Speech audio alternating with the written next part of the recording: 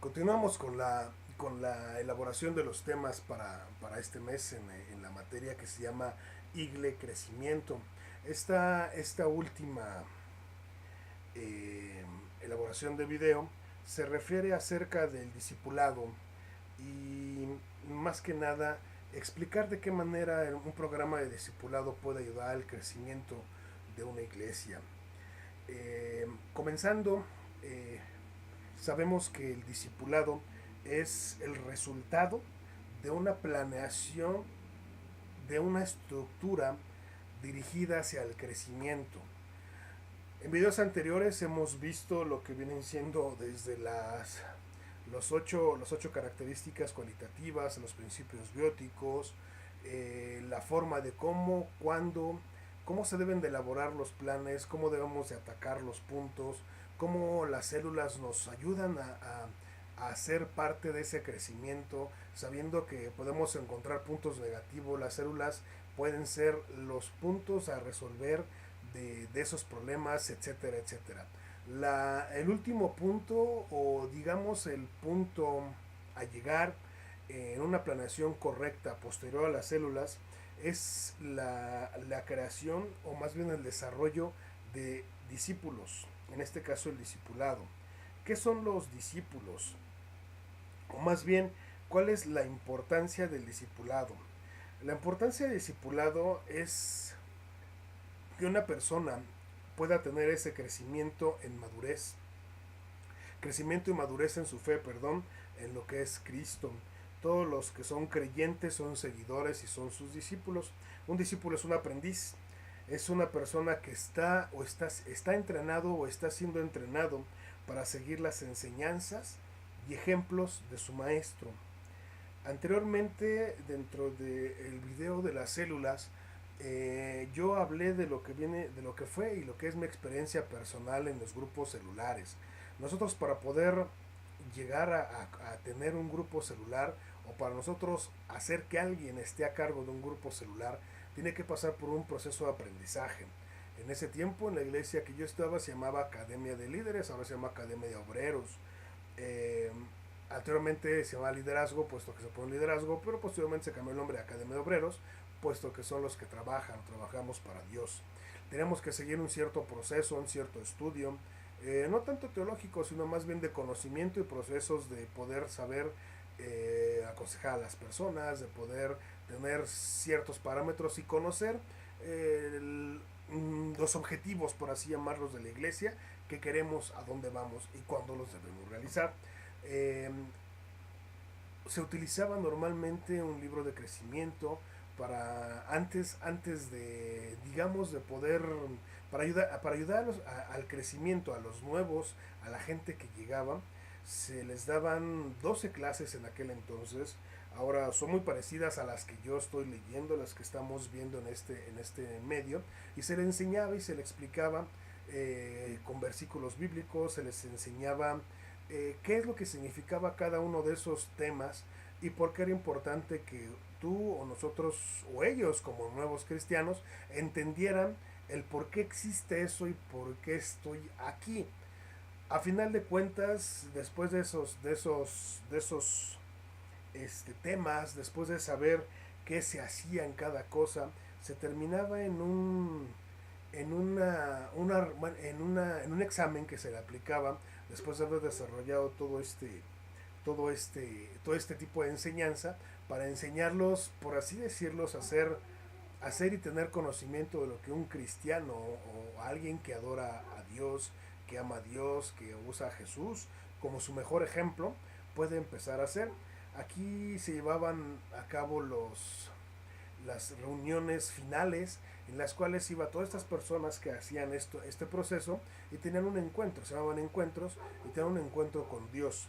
Se les puso así porque en la iglesia católica se les conocen este tipo de reuniones como retiros.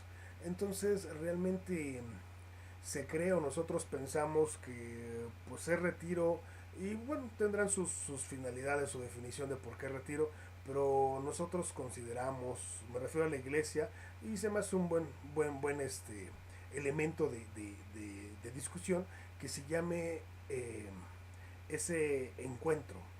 El encuentro es encontrarse con Dios desde lo más básico hasta sentirlo plenamente y poder saber qué es Dios, porque, repito, nos han contado, nos han platicado 20,000 cosas de Dios, pero sentirlo y vivirlo es algo impresionante. Posterior a eso, pues ya podíamos llamar que eran personas listas para poder crecer, para poder continuar con un discipulado, para poder ayudar a más personas y más y más, y sobre todo ser esas partes o esas estructuras firmes que soportarían a la célula, que serían personas de ayuda, personas de soporte para los líderes de las células, por no decir así, que también conformarían ministerios para poder hacer de acuerdo a sus dones lo que mejor Dios les haya puesto en sus manos para desarrollar. Este, los puntos o los temas de enseñanza que se tocan en este escrito que estamos estudiando son 12 escritos, 12 temas, perdón, en los cuales nos indican uno a uno la importancia de poder tener esa relación con Dios o de entender esa relación con Dios. Voy a nombrarlos uno por uno, voy a llevarlos, a tratar de explicarlos en este breve tiempo, porque realmente a veces sí es un poco más complicado el poder llevar más tiempo o entenderlo durante el corto tiempo que tenemos. Eh, los 12, perdón, estoy con la tablet para poder hacer más rápido el tema. Ok, los 12 puntos. Voy a tocar uno por uno, como les comento, para poder hacer ese, esa explicación. Las personas que pueden llegar a ser discípulos, definitivamente 100 son personas que han tenido ese encuentro con Dios, que han tenido ese contacto con Dios y que en su corazón está poder ayudar y hacer más cosas por Dios, seguir con crecimiento, perdón, seguir con ese trabajo, por así decirlo, que es independiente de lo que es una vida normal, y ese crecimiento que los va a llevar a ser mejores cada día. La, los temas que se manejan primero es el señorío de Jesucristo. Creo que cada discípulo tiene que entender qué es eso de señorío. Saber que Jesús fue Dios hecho hombre en la tierra y que a referirse con señorío significa ser poseedor de absolutamente todo. Hay versículos bíblicos en los cuales nos podemos reforzar con esto para poder tener una mejor comprensión. Por ejemplo, en Lucas 18, 18:30 o Lucas 19, del 1 al 10. Y son los 12 discípulos y Zaqueo y el joven rico. Son puntos que nos hacen entender, por ejemplo, el joven rico que pues Jesús le dice, vende todas tus cosas y sígueme. Y pues él dice, no, espérame, pues cómo te voy a vender todas mis cosas si son mías, ¿no? El señorío significa entender lo que es Jesús absolutamente en todo aspecto y en toda situación, y cómo poder tener esa capacidad de poder dejar atrás o de poder entender que Dios es primordial ante cualquier cosa. Un buen discípulo es difícil, lo digo por experiencia propia, el poder entender ese punto y poder continuar en la vida. Cuando ya entendemos, cuando ya lo vivimos, nuestro caminar es tranquilo, nuestro caminar es relajado, pero también me refiero en el aspecto de confiar en Dios, pero saber que tenemos que seguir trabajando fuertemente. El segundo punto es el bautismo, la llenura del Espíritu Santo. La, este punto yo creo que es un punto que tenemos que andar muy bien, porque el bautismo es, yo lo defino, o algunos los llegamos a definir como, como la firma del contrato con Dios. Se escucha tal vez un poco irónico, tal vez un poco fuera de contexto, pero cuando nosotros nos bautizamos es que realmente lo hacemos de corazón y reconocemos a Jesús como nuestro Señor y Salvador por encima de todo, y sabemos que Dios es lo mejor que hay en el mundo y ese bautismo es la reconfirmación pública de lo que queremos y a dónde vamos. La llenura del Espíritu Santo, creo que no es una norma, ni mucho menos una regla, pero conforme vamos avanzando, damos pasos de fe, la llenura del Espíritu Santo se va representando cada vez más. Hay varios textos bíblicos en los cuales nos podemos reforzar lo que es bautismo y la llenura del Espíritu Santo. La palabra de Dios, sobre todo cuando Jesús está en el desierto, la palabra del sembrador, los discípulos en Berea, son palabras que nos llenan de sabiduría. La parábola del sembrador es algo muy interesante. Esas semillas que se caen en diferentes lados y al final da mejor fruto la que mejor tierra tuvo, la que mejor agua tuvo, la que fue cuidada. Y es lo que nos quiere dar a entender esa parábola, que quien se cuida, quien se mantiene en buena tierra, quien se riega constantemente, quien mantiene un crecimiento fuerte, trata de un crecimiento maravilloso. El compañerismo también es otro tema. Por ejemplo, la iglesia de Jerusalén, la iglesia en Antioquía, también son puntos que se toman, también son textos bíblicos. El compañerismo, cómo entender que nosotros dentro de la iglesia no somos solamente individuos que vamos a crecer por nosotros mismos, sino que tenemos que hacer ese compañerismo, crecer juntos y poder ayudarnos y saber que existimos en cualquier situación. La cena del Señor también podemos encontrar en Éxodo 12 y la primera cena del Señor en Mateo 26, del 26 al 35, establece cómo se llevó a cabo esa cena y lo que significa. Otra cuestión que los discípulos tienen que entender, qué significa la cena del Señor. La oración es algo importante en la base de cualquier persona que ame y que hable con Dios. Hay varios textos igualmente. La parábola del fariseo y el colector de impuestos está en Lucas 18, 9, 14, cuando Pedro es transformado mientras oran y Pablo y sus amigos oran por dirección, un poco dirigido a lo que son esta última, a las células, a los grupos celulares en los cuales pues entre amigos podemos orar entre nosotros y podemos pedir por nosotros y podemos platicar con Dios de esa forma para que nos soporte, nos dé dirección.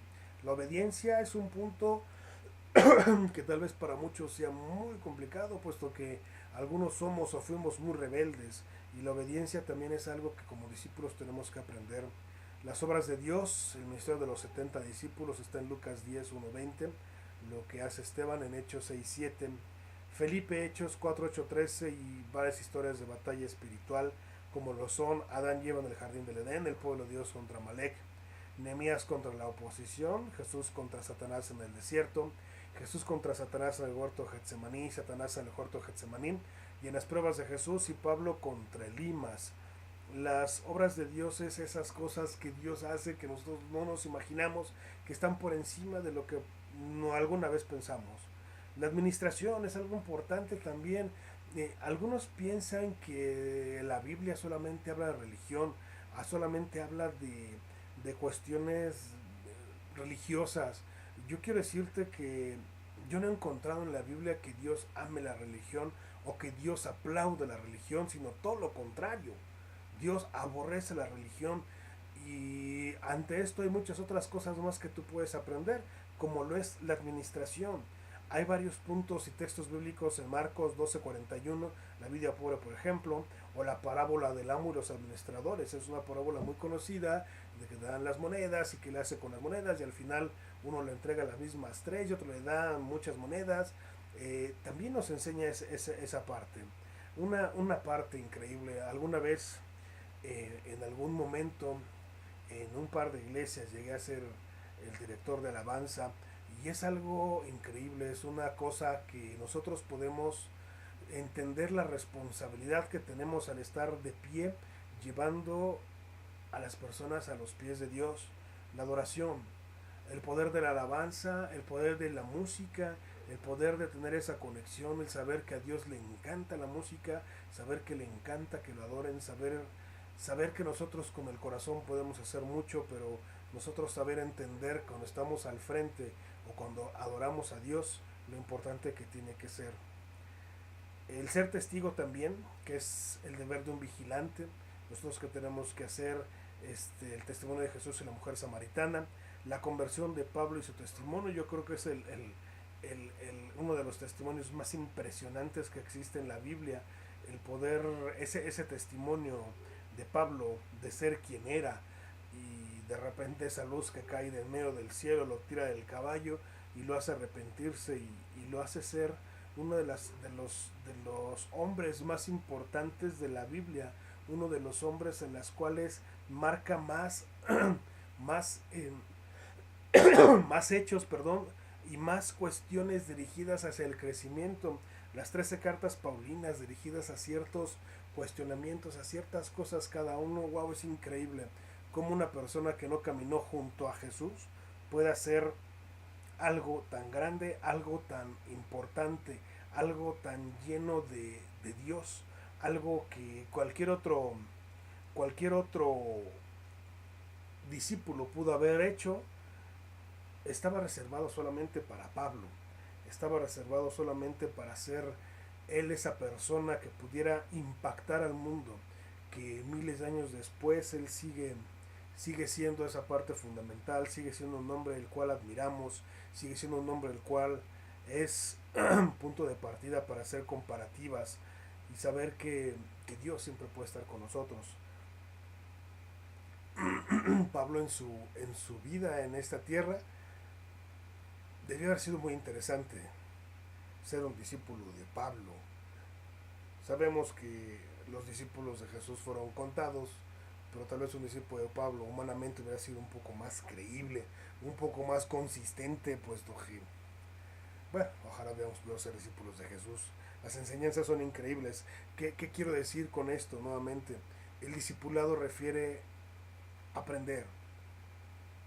El ser discípulo significa estar dispuesto a aprender, dispuesto a recibir todas y cada una de las enseñanzas que quien esté con nosotros, que quien esté como guía, quien esté ayudándonos nos pueda proporcionar. Pero no solamente va a quedar en poder escuchar esa enseñanza que nos dan. Yo creo y creo fielmente y firmemente que podemos ir más allá, trabajando sobre la investigación, leyendo, comprometiéndonos cada día más y siendo más responsables ante esto. Algún día nosotros fuimos quienes enseñamos a otros, o algún día seremos quienes enseñemos a otros, y tenemos que tener también esa capacidad y esa esas ganas de crecer, esas ganas de seguir aprendiendo, esas ganas de seguir transmitiendo a la gente la palabra de Dios como debe de ser correctamente, sin aludir en cosas que realmente caigan en burla, por así decirlo. Eh, Realmente es importante. Yo refiero mucho a eso, a hablar con la verdad, a decir lo que es, no lo que uno crea que es. Y tal vez voy a reiterar, y como no voy a decir el nombre de esta persona, yo solamente te puedo decir que alguna vez en una congregación escuché a un pastor hablar acerca del primer milagro de Jesús, que fue en las bodas de Canaán convertir el agua en vino. Él asegura, con esa voz firme, fuerte, asegura que eso no era vino, era jugo de uva. Dentro de mi criterio y de las normas sociales, pues yo creo que, y de mi posición precisamente, pues me quedé callado. Obviamente estábamos en un servicio, pero no se vale que personas con ese poder de poder pararse ante un púlpito y poder hablar y expresar la palabra de Dios, le demos la traducción que más te convenga. Si su finalidad es decir a la iglesia que tomar es malo, pues que me diga en la Biblia dónde viene. La Biblia no dice que tomar es malo, la Biblia dice toma pero no te embrutezcas. Y si yo quiero entender ese punto, puedo entenderlo sabiendo las costumbres de Medio Oriente, y saber que pues, el vino es una bebida bastante habitual. Si la trasladamos al occidente, pues realmente sabemos que el vino es una bebida que no es nada habitual. Pero vamos, eso también es ser discípulo. Es no seguir, tal vez si mi maestro cometió un error, pues decirle, ¿no? Estamos ya en un mundo muy diferente que no es el ejército, y que si el maestro se equivoca, pues podemos tener esa forma de poder compartir, decir que hubo un error. Pero también nosotros tenemos que tener la certeza de que cuando le mencionemos un error, tengamos los datos exactos de por qué o cómo se fueron las cosas. El ser discípulo también tiene sus obligaciones, así como sus derechos. También nosotros como maestros que enseñamos tenemos obligaciones y derechos. Pero lo más importante ante estos 4 videos, estas formas, estos crecimientos, es saber que si Dios no lo ha permitido, no intentemos hacer algo que Dios no ha puesto ya. Yo creo, porque lo he visto, hacer cosas en nombre de Dios y que a la larga no funcionan. Entonces, yo creo que Dios no estuvo ahí. También como discípulos creo que aunque tengamos un grado o una posición diferente que ya nos permita enseñar, seguimos siendo discípulos y seguiremos siendo discípulos siempre, porque Jesús será el Señor de señores, siempre será el más grande y siempre tendremos algo que aprender, siempre, siempre de Él. Gracias, que Dios los bendiga, buenas noches.